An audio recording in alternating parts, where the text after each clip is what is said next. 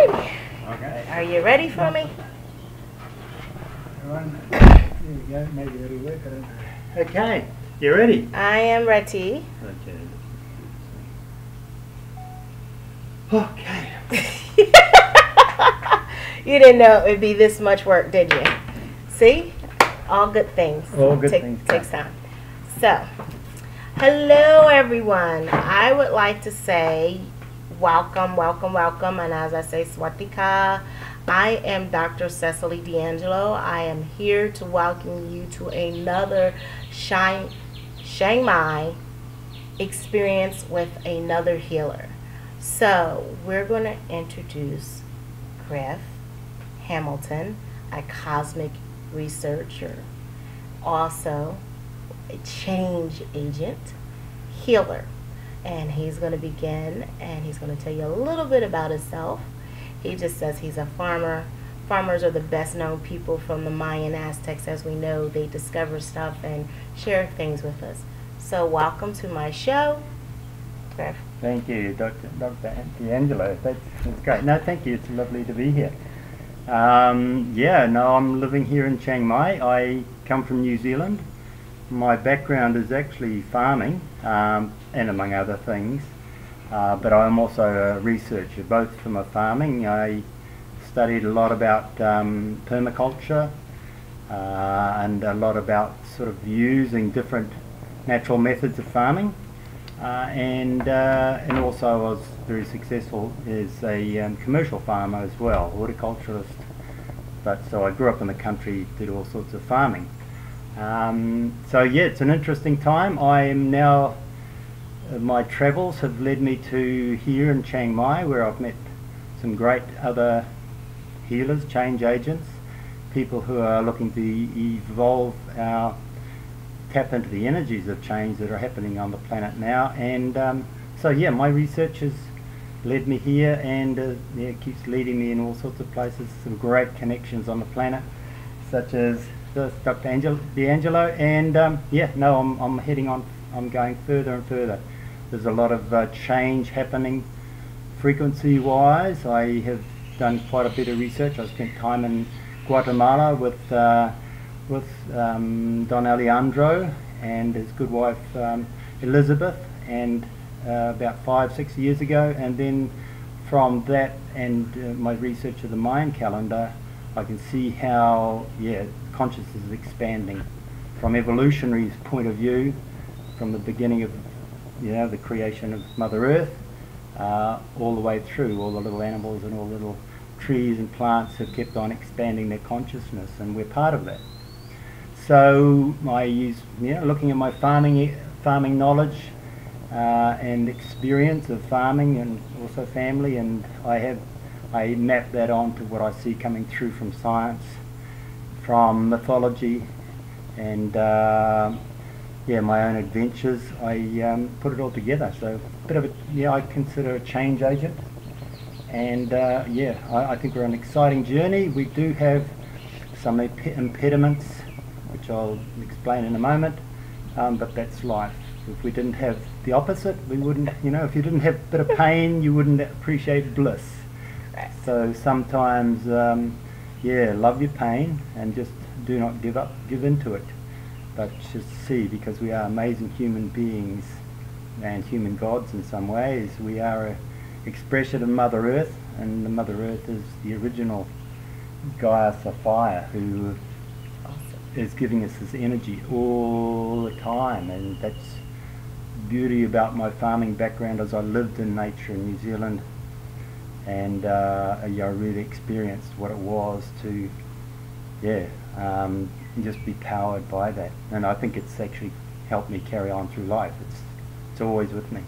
Okay, I have a question. What is the difference between when you are a farmer and the difference now in the treatment and the evolution that you're seeing in the farm community and the permaculture community as of now, that is having an effect on different people and the way we farm?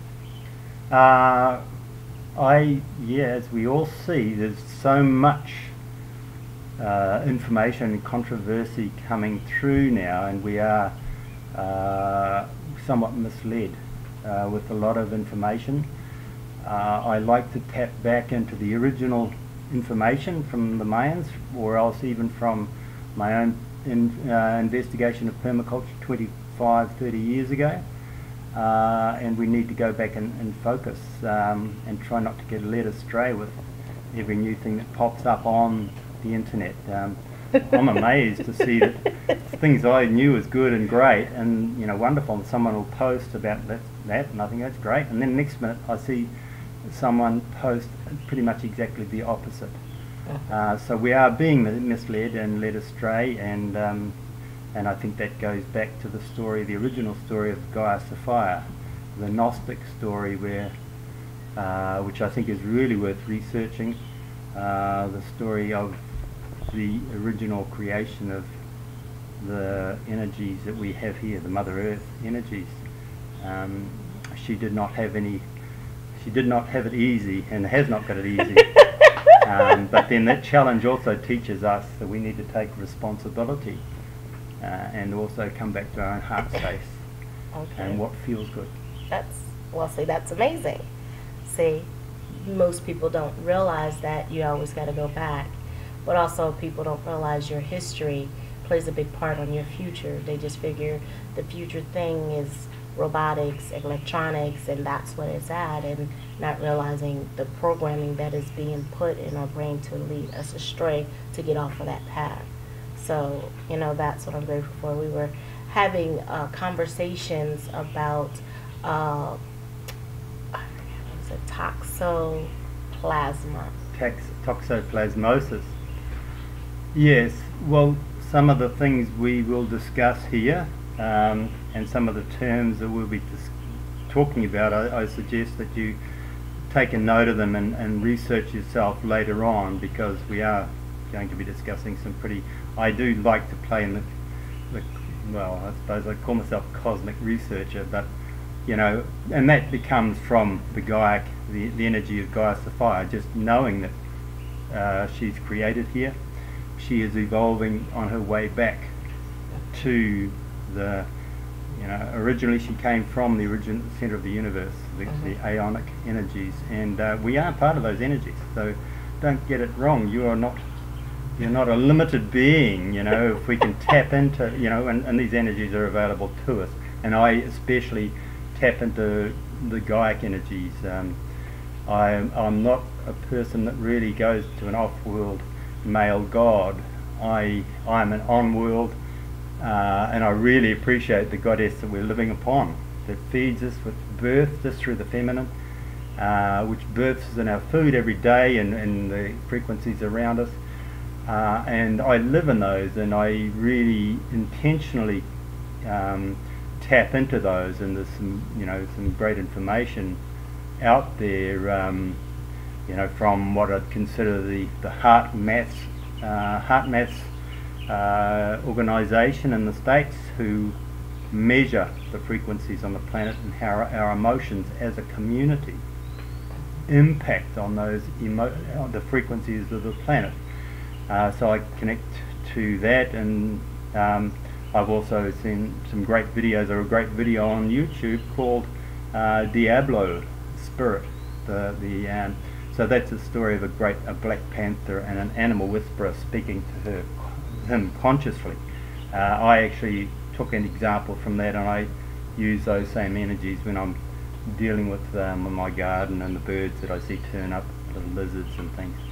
So, and I also had a good friend I spoke to 2 weeks ago about that, and he went on and did it, and then he actually did that with his own child, an 18-month-old child, and he was blown away how she connected with him by thought, and followed his thought and went and helped them. They were shopping at the time, and he just had a thought, I need potatoes, and he's let go of his 18-month-old daughter, and she walked about 3 aisles and pointed at potatoes. So that is the power of the heart, the power of consciousness. And yeah, it's Mother Earth energy. We are being led into the intellectual side of it, and have been for quite a while. My research goes back to suggest that about 10,000 years ago it started, but you know, especially when we see now in the original Bible where they have the Garden of Eden, and the God came down and said, you shouldn't be knowing about the difference between good and evil, you know, the tree of good and evil, and you know, which is pretty weird, because why not? So the ancient Gnostics had two snakes going up the tree of evolution, the tree of consciousness, and those two snakes were, one was nature, one was basically the what we've got now is the technology, which is okay, but we need to tap in the nature as well. So we need to know the difference between good and evil. And your friends. Yeah, my little friends. I got quite a few friends here. Yeah. So yeah, they come and I'm amazed the little animals come and pretty much come and talk to me. But no, okay, we won't go there. He talks to the animals. No, that's a good thing, because that means you have a deep connection, but also in different parts of different religion, like Yoruba, they would say that different animals have, and different Native Americans have different totems. It's a reason why they're coming to you, they're revealing to you, they're connecting to you to give you spiritual guidance. So that's what I'm saying. You have a lizard, you know, me and the dogs and the lizards, and I had cows follow me, and even a bull follow me on the beach in Koh Samui. I'm trying to figure out, why are all these animals connected to me? I have snails. Now that's the first time I've seen a snail. I've seen butterflies, I've seen slugs, I've seen all kinds of animals that are coming, like, or they're like gravitating to my door or wherever I'm at, especially the two dogs that live here. They stay on my porch for some reason, and I can have I don't know if they know when I'm going to open my door, but when I open my door, guess what? They're sitting right there. So that is really good, is what I'm saying. It's a blessing, because you're not only are you talking to the animals, you're also talking to the plants. You're communicating your thoughts, and you're sending love to them. I don't know if you know about the plant research back in 1979, where the botanist was talking about the plants have feelings and have emotions as well, and they feed off, and they were measuring the measurements of when the plant was sad or whatever. And then the other recent one I seen on YouTube was when the guy went to cut the plant. No, it was on Discovery. They went to cut the plant.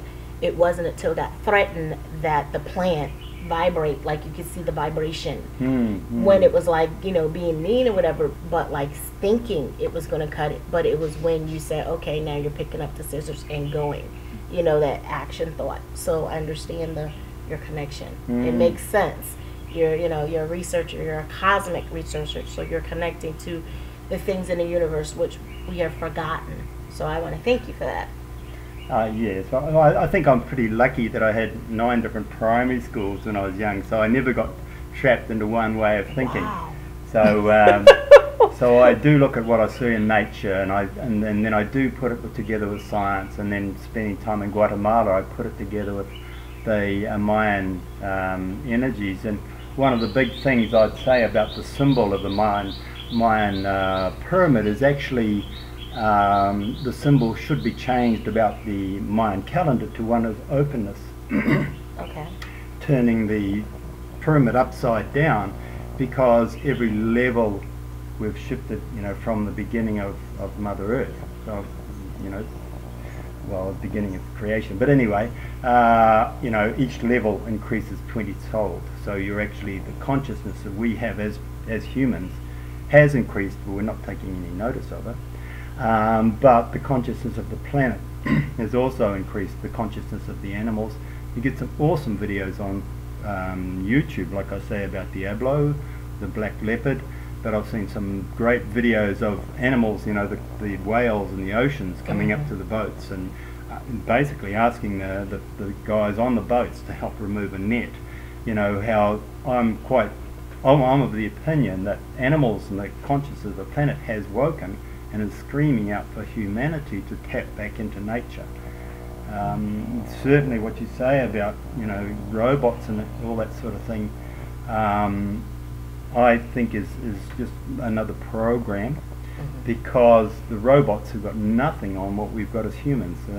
1 teaspoon of our DNA can hold and can contain all the information that goes through cyberspace in a year on the planet. So our DNA's got all those sensors. Our cells, our cells pick up signals all the time. And some of the work of Dr. Bruce Lipton, who was a genetic scientist 30 years ago, explains that really well. That the different he had petri dishes when he was doing genetic science in his laboratories, and by rights we're told that we can't change our DNA. Well, he found that if he had petri dishes of different cells in different parts of his laboratory, they would change. They would be different. They would express themselves differently to a certain extent. Probably we've got a base DNA, but there is parts of us, and that's where I also come back to signaling factors, which are the signaling factors like we have when we're born, where as a fetus our cells are growing and adapting to the environment. We have signaling factors, and that's what I personally like to investigate here, is the signaling factors in the plants, and like I spoke about in the fertilized chicken's egg and things like that. Those cells are actually picking in information all the time, and so and then they're putting it in their body. So we really need to open up to nature. She's just there, and you can't. It's like I say about they may fit a male's consciousness in a computer, but they'll never fit Mother Nature, and they'll never fit a lady's consciousness. So these guys and their big calls about robots. I sort of have many friends that have sent me stuff. These are guys, ladies and men my age, and I'm a little bit older than most people, but well, probably not. But anyway, they send me information worried about this, and I just say, well, it's a psyop, it's a program. Your perception creates your reality. Hello. And my studies of the Mayans was that at one stage when the Mayan civilization was massive in South America, then the Spanish conquistadors came, or one shipload of Spanish conquistadors came, and because the Mayans already had a perception that that was a period of time that the gods would reappear to them, they allowed the Spanish to come into their castles and decimate the head people of the leaders of that civilization, and basically they took over a civilization of millions and millions of people with one shipload of people. So our perception will allow this stuff to happen. No, I don't. So I think this robotic stuff. The frequencies on the planet, if we use our heart energy, if we come together, use our heart energy, shift ourselves out of the low survival mode, if we lift ourselves up and dance and sing and enjoy ourselves, it'll blow these guys away. I referred to Maslow's hierarchy of needs, and Google Maslow's hierarchy of needs on Google Images. You'll see we raise from survival right up to the levels of self-actualization, and that as human beings is totally our potential. We'll catch up with the planet maybe. So that's sort of my research. I really think we should get back to create our own frequencies with singing, with humming. In my home, and when I was with my grandmother, she'd hum and sing, and when the lady is happy in her home, she'll sing and put out a vibration through the home, and that vibration is like the vibration that you hear here in the morning. The roosters crow, and that is actually waking up. Part of the waking up of all the other creations. In my horticulture many years ago, I came across something called a sonic bloom, which is a little machine that put out a frequency like birds chirping in the morning. And when I put it in my glass houses, I found all the plants near it grew a lot better than the plants further out. So they chirp, chirp, chirp, chirp, and so it had actually impacted the growth of the plants. And so nature and its frequencies are there for us, and the singing of a mother, the humming of a human soul that's happy, or even create the happiness, even if, you know, create it. I mean, I'm really sad. Okay, well, get up and do a bit of a dance, get up and do a bit of a song, put on some nice music.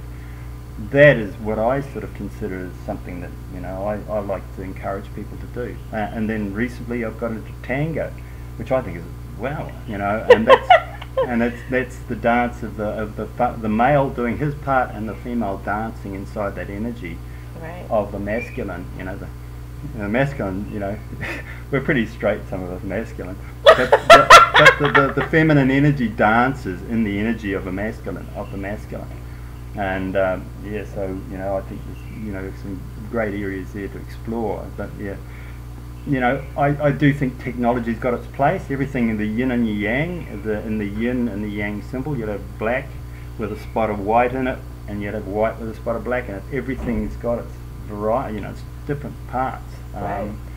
And so, yeah, technology, it can be used to manipulate, but if we can raise our consciousness and be aware of, and be always aware that you know, do not, I do have quite strong boundaries at times. If an energy or a person is not, you know, it just wants to take my energy and wants to stay in that little hole, then I'm afraid I'll move on. You know, I've got I've got cosmic stuff to play with. Hello. So I drift out and drift in, but I do come back and connect with nature. And coming back to the videos on YouTube, those are great. I've got a Facebook page that I've been creating for a while. It's not very successful yet, but it's called Gaia Awakening Live, and I post a lot of my information to that. And you know, there have been any number of people saying what I'm saying about consciously expanding. We can talk about, you know, a lot of even the Franciscan. Well, you know, I don't like to necessarily go there, but you know, there is a lot of people that are putting stuff out about the noosphere, about the planetary mind. They say they're going to create an internet mind. Well, the mind's already there. You know, I know that I can connect with people in other countries. You know, I'll be thinking about them and suddenly they'll ring. Yep. And you know, and if we intentionally start to do that and cultivate those connections, you know, that's the internet. That is where our internet needs to. That's where we need to go, consciously connected. Our own conscious internet. That's funny because as a kid, I want to say his name is Harold. He was a great man in my life. Taught me how to use my mind. Where I knew he was calling before he called me, and he could find me anywhere. He lived in Delaware, and I'm a person. I've always been a gypsy. So just so you know, this is just not something new. I moved all over the state, and I happened to move to Bridgeport, Pennsylvania. He didn't know that. He didn't know that I moved, and I had my daughter. And he was thinking about me, and I was thinking about him. And that several point, I was at this store called a Wawa.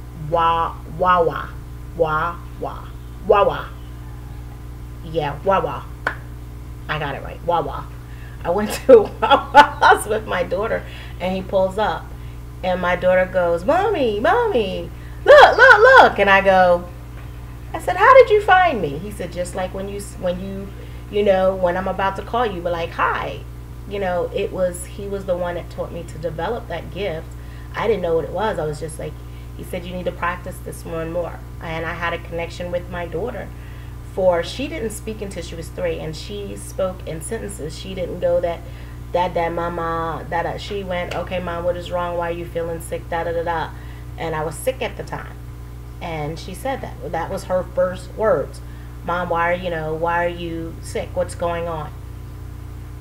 And I looked, and it shocked me. So now that you're saying that, makes perfect sense, because for some reason, but in the I want to say the world, psychology world, they were saying she was too dependent on me because she did not speak. There was something psychological wrong with my daughter because she did not speak. But in her mind, and my mother asked her, "Baby girl, how come you're just now speaking?" She said, because I had no reason to speak. And she said, why? She says, my mom knew everything I wanted. She's like, well, how did she know that? My mom just knew, and I did, when she wanted something to eat, when she wanted to do. It's something we do with our children, but as we get older, because we're so immersed in different things, we cut off that connection. But that is something, and I think Harold, he's passed now, taught me that. As a kid, I was 16, and he didn't think my gifts were weird. He just helped me develop them. Like, wherever you are, you know, you think of me. Like, you know, when he was passing, and I said, you're too ornery to die. That was my way of thinking. You're too ornery to die. You're not going to die. And he didn't. You know, he lasted longer than they thought. And then I said, well, I'm coming to the mainland. And it wasn't until my daughter's birthday, and we actually got on the mainland 3 days later, that he crossed over. Before I could get in touch with him, it was like that day I was like, okay, I feel like I need to call him. And then I guess the lights, or I don't know what to call it, the energy was like not there, that, you know, like you can tap in, and I know if someone's okay, or know if something's not right. Like, I'm like that with my friends. You're probably like that too. Like, I'll call them, like, okay, what's going on? And she'll be like, well, how did you know? I just don't know. So now you're helping me understand that there's a more reasonable cosmic explanation. Is just not like we believe it's woo-woo, or it's magic. It's not magic. It's something that we're embedded in us, and the connection to the plants and other people. When we're close, we're able to get that. So thank you very much, because I'm learning stuff too, ladies and gentlemen. As I said, I'm just not here just sitting and taking in the sights as you see as the different restaurants. I'm actually talking to people, and he was talking about his work, and I'm like, wow, I've been learning a lot since I've been here in these last, 9 years since. 3 months or something? 3 months I've been here, and he's done wonderful things, and just been a wonderful person to know, and the work that he's doing. So I'm grateful for that. I wanted to talk about your study with the mushrooms and all the things that you're finding in the you know, your different people you're encountering and helping, because you're not just sitting here like people think. He's actually helping people with different aspects, and I'll let him tell you what different aspects in their lives of, you know, I don't like to say the illness word, but different issues. Or different issues that they're dealing with in this reality, but really is not reality, if that makes sense. You watch that preconception of what the world says they have or do, and you take them to the next level and what they really are. So, does that make sense? Yeah, well, no, thanks for that. It was, but yeah, so coming back to connecting with Mother Nature, yeah, and you know, there's another. I'll come back. Remind me about the feminine in a second. But okay. Yeah, I'm just every country. I just having started researching the signaling compounds, the growth factors in our bodies that grow us from a baby, and that change and develop and absorb information around us as we grow, and from our families and from the society. I've started researching mushrooms and a lot of foods. Every country's got its own. One paper I found here was 100 ethnomedical plants in Thailand. Now these ones cure cancer, they cure diabetes, they cure Lyme's disease. All these these are ethnomedical, and because they're natural, and because they haven't been, you know, they can't be patented as such. Then, you know, nobody puts the pharmaceutical companies are not interested. They'd rather hide that information than come out with some drug that's been derived from them, and quite often because they haven't got the synergistic effects of the other parts of the plant, they are not effective, and you become dependent upon them. So, you know, that's something I'd love to do, is actually create an organisation that researches traditional medicines, and actually re-embeds that within, and really re-empowers the grandmothers, re-empowers that wisdom from that's in the knowledge. A lot of people these days say, well, you know, they put the grandma in a home, or the granddad, and then they go and listen to something on well, I don't know, but, I better not get into. They listen to the futuristic stuff. they listen to this other stuff. It's very, very, very sterile. It's not organic. It's very sterile, and so. Yeah, I'm just researching, mushrooms, oyster mushrooms being extremely good for cancer, because the mushroom, when it's growing on a compost heap or on a tree, it's designed to break down that and then recycle that plant. And so that same cell and the way it works on cancers and things in our own body as well. It'll chews into it and spits it out.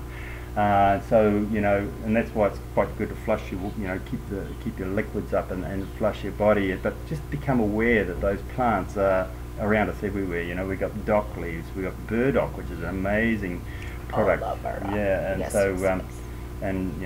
Which goes into the black cell, which is Amish medicine. I could probably, there's quite a few people that we can talk about. There's medicines all around us, and it's our own mental attitude, our best medicine. We just wake up in the morning and really put in a system in place where you sort of come away from some unconscious sort of normal routine of another day at work, and no, another 5 minutes, and I'll be in there so I can explain it all.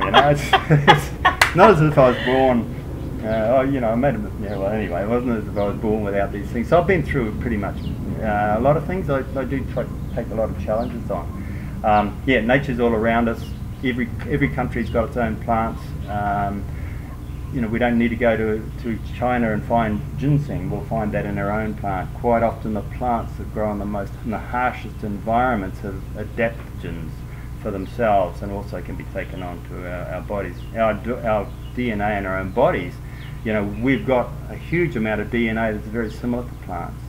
And then you've got the looking at your own gut biome, what's happening in your own stomach, the food that you're taking in, and then the prebiotics that feed the probiotics. So.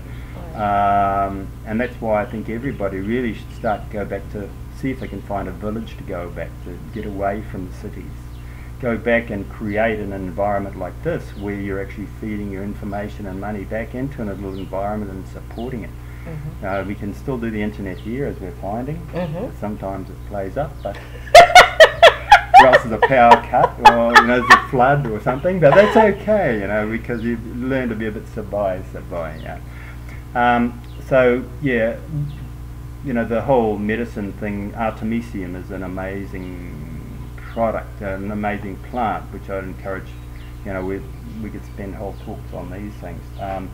I do notice that the information about Artemisium annui, which is actually originally wormwood, the reason it was called wormwood is it got rid of parasites. Yes. Now, one of the big parasites that is on the planet at the moment, which nobody talks about, and it's been here for thousands of years, is called toxoplasmosis. Now, if you will research that, and then you'll see that over 50 to 60% of the people on the planet have got that.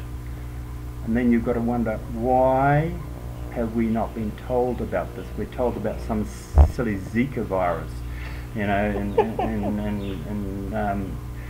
South America, or there's a big plague coming over here, or this. But those have got nothing on what toxoplasmosis has done and is doing now. Toxo causes schizophrenic problems. It causes, people are depressed. Ladies. It's actually a wives' tale, a wives' wisdom about keeping cats away from women in the early part of their pregnancy. Right. And that's well, I didn't realise that, but when I've spoken to ladies, they say, oh yeah, okay, I've been told about that, and I hadn't related that toxoplasmosis to the suicide of that of that woman 2 or 3 years later. So toxoplasmosis is I would say it's responsible for a great amount of the depression and suicidal problems we've got on the planet at the moment. So we keep going into all sorts of areas. So just do your own research. Wikipedia's got it there. CDC's even got something on there. You'll notice the CDC information doesn't speak about cats. It'll talk about all these other vermin. But how did the vermin get it in the first place? If you go to the CDC or the information for veterinarians about toxoplasmosis, you'll say it specifically speaks about cats. And I love cats. But so it'd be great if we can find some way of curing the cats of the toxo. What about giving them wormwood? I think that's possible, I certainly think it's a way of clearing it, and but cats, going back in ancient history, the original domesticated cat turned up in Babylon about 10,000 years ago, and cats adopted humans. Humans didn't really adopt cats, and so if we look at that, and then we look at the ancient Egyptians suddenly became praising cats. There's a whole lot there, and I mean, just my research has looked at the genetic makeup of the toxo, and where it turned up in Babylon, and then it actually led culture. So all those diseases went into culture after culture after culture and destroyed them. Toxo, bubonic plague is also carried. So these are big controversial issues that are quite shocking. But what I'd like to come back to really is the femininity, in respect that when we look at the Mayan calendar, there was a period about 7,000 years ago where just the influences, just the energies really closed down, where we went into ego. And at that time, it was sort of the suppression of the feminine, both in the planet and in the women. And prior to that time, if you look at the ancient history, prior to that time, you'll see lots of motifs about the feminine dancing and singing and being very powerful. We even had the Amazons there at some stage, and I think they were in the early part of the change as they saw what was coming and decided to stand up against that. Wow. So I call on the Amazonian energy and the feminine now.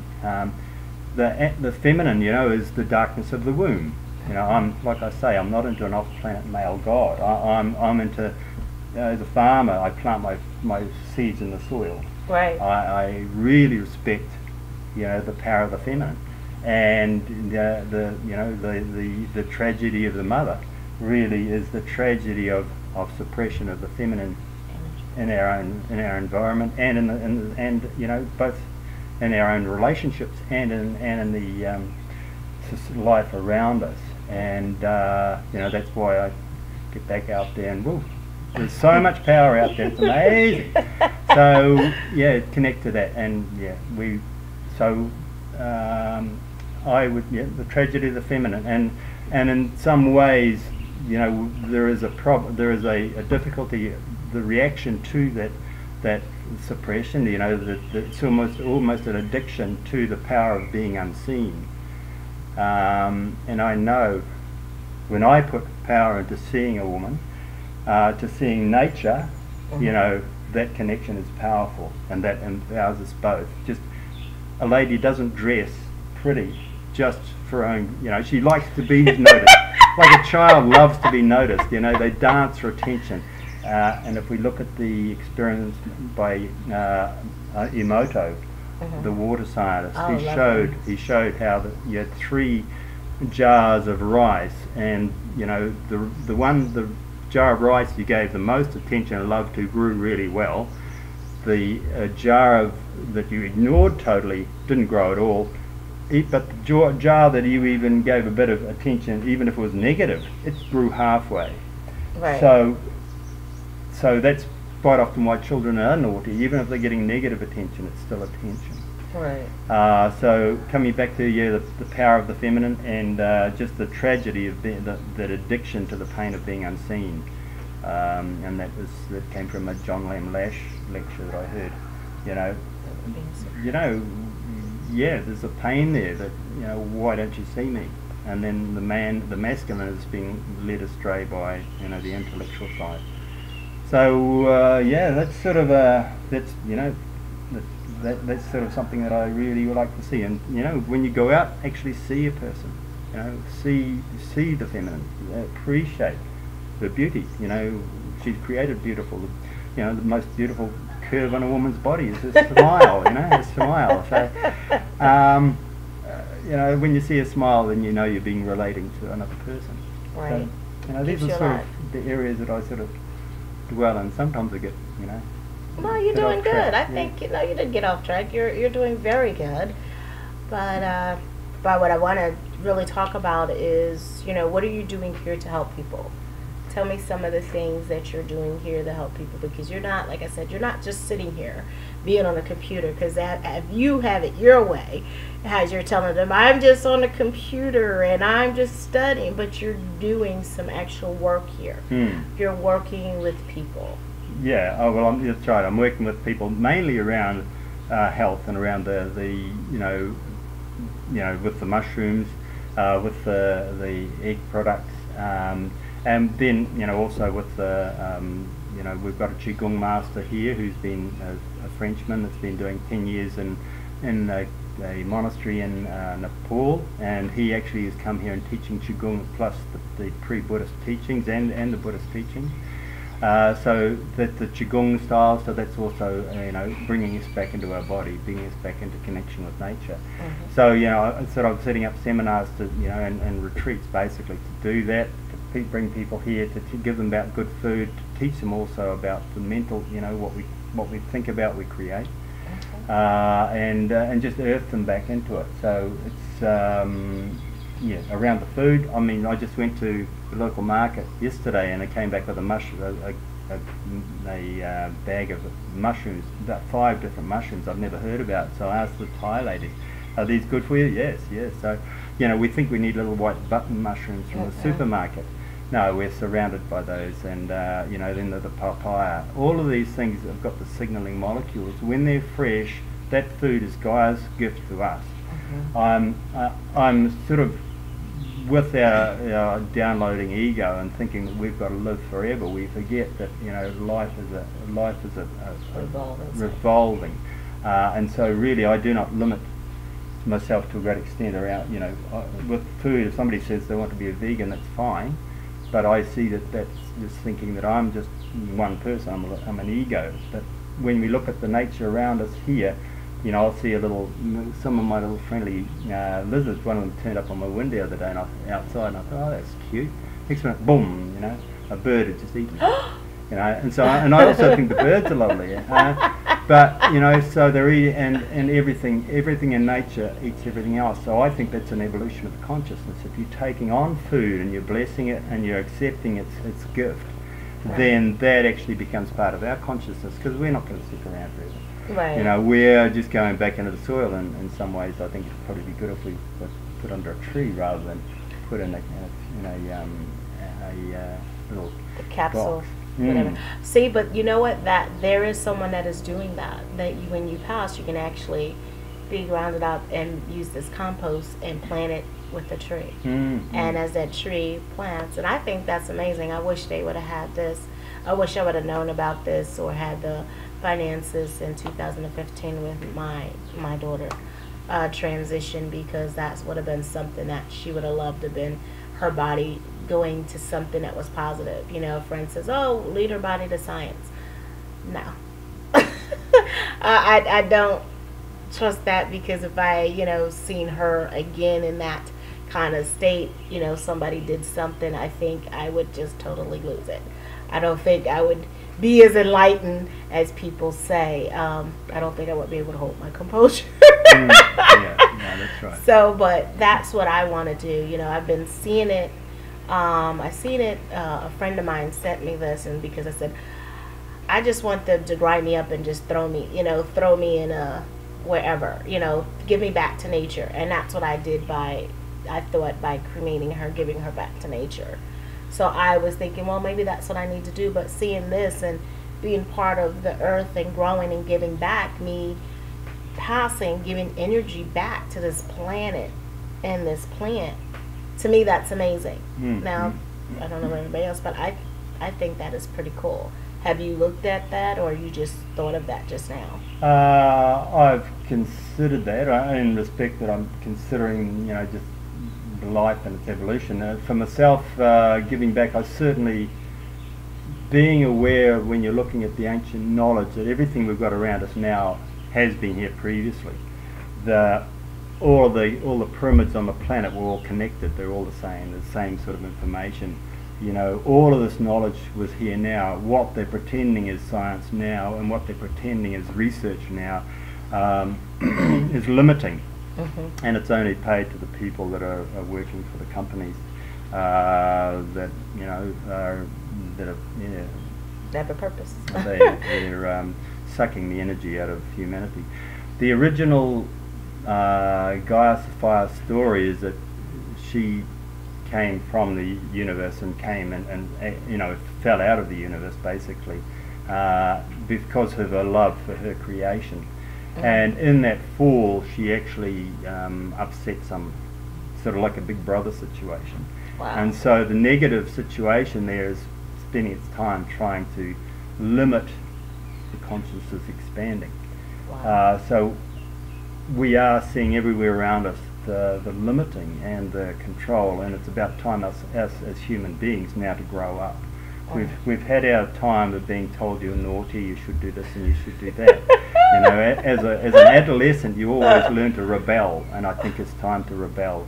I think it's time to say, well, get lost, older brother. I'm growing up now. I've grown up, and you can't keep me in a box anymore. Let's take So yeah, we've come to a place where pretty much all the institutions are being controlled by being controlled by supposedly this older brother, the ancient energy, which is called archaic energy, Mm-hmm. and so. We need to see, that archaic energy, which is a lower frequency, is a lower life form, is restricting our every move, and that's where consciousness has got past that, or nature's got past that. Us as humans, we've been, kept in a program, and like we see at the moment, this robot stuff is ridiculous, but so many people are thinking about it. And like I say, if we connect as a planet, connect with Heart Mass Organisation, they do have a global meditation. Okay. And come into that and start working, if we, all connected and did a sort of a 24-hour round-clock meditation with Wow, those, that's nice. Coming from the heart and just connecting and projecting, then we'd start to move the energy on the whole planet. Oh, I mean, that's Mother Nature. She is there. So research, that, and like I say, Maslow's hierarchy of needs. My theory on the Mayan calendar is we're expanding, so the pyramid needs to be turned upside down, Mm-hmm. and connect back into nature because she's already awake. We're the one asleep. So yeah, and coming back to the plants, of course, I'm going to be doing retreats here, probably even month retreats, because it takes a while for people to wake up. I know one of my friends who is a Samoan, a big Samoan man, who actually introduced me to one of these things. I met him at a Vipassana camp years ago, and he says, "John, you should try this, get into this." And I didn't. Go away. John, try this.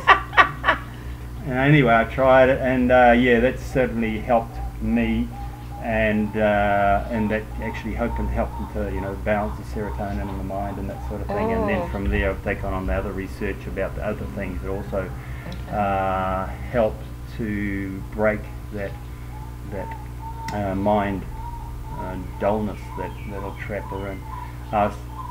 So that's what I'll be doing here, is retreats along those lines. There's some other great things there we'd add included into that, which will be, sort of Wim Hof's information about, Wim Hof teaches people how to breathe, how to stay under freezing ice for an hour. Well, he stays under, but anyway, a few minutes, which actually re-stimulates all your organs and all your stem cells. The Qigong they do here is, that's once again stimulating your energy, your stem cells, rebirthing your body. When we get old, we think, the society around us says we should be getting old, but no, we should just put a bit of extra effort into staying young, and the research is out there. Yep. because we've got stuff to pass on. See, you have a purpose here, and we have much purposes. So I'm looking for, ladies and gentlemen, at the bottom you're going to find out Griff's information at the bottom of the screen of the YouTube video. So if you're watching this on Facebook, you want to go to the YouTube video of Dr. Cesily DeAngelo and get his information. Like he said, he's doing a retreat.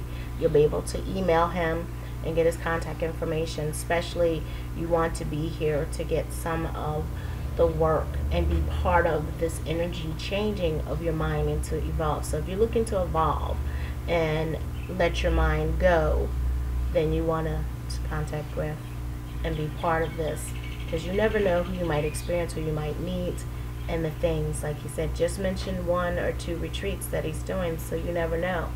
You could be what we call on the turning edge of something that could be just monumental in your life and taking a monumental change. So this is the experience of meeting Chiang Mai healers, and this is my 3rd experience.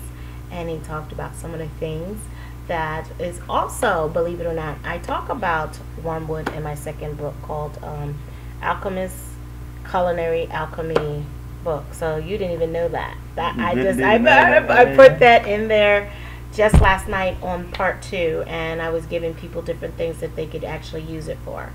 So thank you. I mean, so everything is about synchronicity. Synchronicity, yeah. Yes. So true, so true. Just keep an eye on, and actually that's something we see in the mind. People talk about this mandala effect, and that's, I'll keep this one quietish, but there is a sudden shift, and you'll think, wow, that was different to that now. So that's something to keep in mind, that not everything you see around you is necessarily going to stay the same. Correct. And it may change, and not necessarily in a bad way, but keep an open mind and don't go into fear.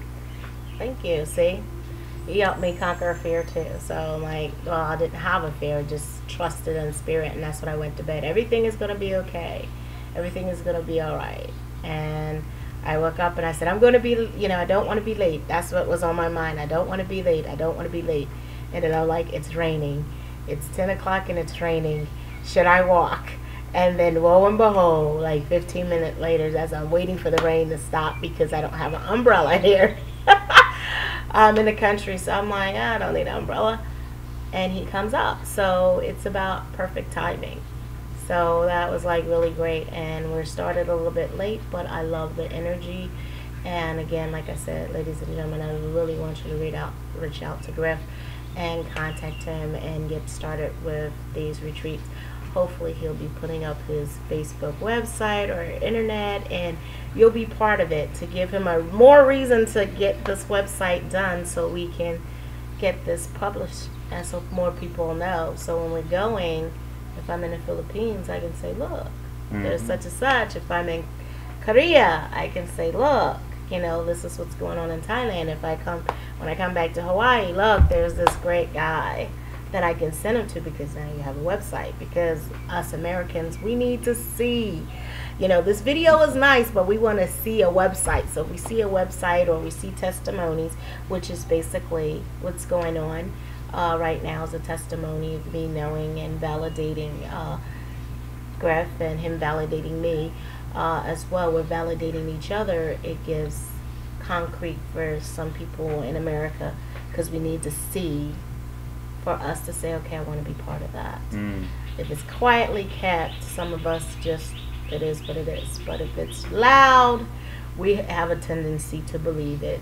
That's just the way the mind is programmed. But the quiet it is, we think, oh, there's not, somebody's not behind it, so it can't be all that great. But the quietest thing is kept is the biggest secret and the biggest thing for healing. So he's the quietest thing that's kept. He didn't even toot his own horn when he met me. He just asked me what I did, and that was that. And next thing I know, somebody else was tooting his horn, and I was like, well, why don't I have you on my interview? And I scooped up my interview. So I did promise you I would get my interview, and I got him. I got him right here. I got Griff, because I was talking about you before. So when I say whatever you want, you can have manifestation. He actually showed you and told you what you think, and how powerful your brain, your mind can make things happen, and that we do have that power within ourselves. That's what I wanted, and I got my interview, so I'm happy. I don't know about you. No, that's great. So yeah, I encourage the feminine to connect to the groups. Basically, you really see that, you know, just the tragedy of the mother. So it's an environmentalist and a feminine movement, because we really need to take the planet back. Yeah. We're going to do that. That's our goal. There was one video I saw on YouTube, possibly many might have seen it, of a lady in the US was talking about the dark of the womb, but coming back to that power of the dark of the womb, which is where fertility, where growth happens. We don't, you know, like I say, you know, going offshore, okay, off planet is, you know, that can tend to distract us. You know, I've had all that training myself, and certainly, but there's been too much emphasis on leaving it to some other, you know, some other energy. Right. You know, we need to take it back. We need to take it back and connect, come into heart energy, you know, and focus. And that's where you look at the heart maths information, Diablo, yes, and even Anastasia from the Ringing Cedars series. It's a series of books from a Vedic information from the Russia, that's a beautiful information as well. So yeah, I put those three together. See, and the thing is, a lot of people are waiting for this the aliens to come and save us from everything. Like, we looking for outside the realm of the universe. Like, the aliens are going to come and save us, and we're going to be okay. And we save our own selves, and we don't realize that we're our own savior. You don't have to look outside yourself. We are your own saviors, because it's programmed in us. It's in our DNA. We just, like you said, got to go back and get in touch with ourselves. This is why I believe in meditation, because we can train our body to heal ourselves. But using Qigong, it does something to the body. I used to do Qigong a lot. I've gotten lazy over the years. And then I did a little bit of Tai Chi, but to me, Tai Chi is like a little bit of Qigong for me. But the Qigong that I did, I know it has its background history and helping medicine-wise. It's a form of medicine that goes internally in the body and start actually repairing. I've seen the work. I've seen the people that have done Qigong for years, and seeing that what they call this, something like your chakra, it's spinning, and it starts repairing stuff. So that's great that you're working with the Qigong master that you have, and that is just now being tapped in America and other places.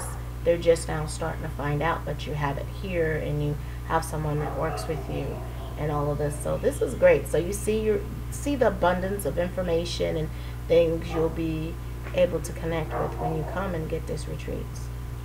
Yes, we're on a journey. I personally do not think the path ahead is written for us. So I think it's up to us to write it, no matter whether you consider the aliens or whatever, or, you know, virtual. I know that when I'm in my power, when I'm enjoying life the most, is when I'm stepping into my passions. I think if it feels good, step into it, and if we write it ourselves, you know, nobody's going to save us. They don't have to. If we use our own resources, we can do it ourselves. That's true. So, okay, so we're going to do another interview. Hopefully I can, I'll be leaving on the 19th, so what is today, the 16th? 17, 16, I'm not too sure. Oh, gosh. This is Thailand. See, we don't realize about time. It's just another day, and it goes on. But I leave the 19th, and I'll be going to Bangkok, and then from Bangkok to Philippines. So I'm trying to get all these YouTube videos to you guys and gals live, so you can get in contact. And like I said, I'll have Griff's information at the bottom, so please look for it. And we are going to have fun, and look forward to doing interviews when I come back. I will be coming back to Thailand, and I would like to possibly do the retreat and talk to some of the people in the retreat for you guys experience what it's like to actually get this done. So I look forward to that happening, and I'm going to say to you guys what I always say. Thank my guests, of course. That done. Saying love, life, longevity, and love and prosperity to everybody. Blessings. Blessings, and stay attentive to the funny things that happen around you. Alrighty. So you might want to check your camera too, because I know mine is like, okay.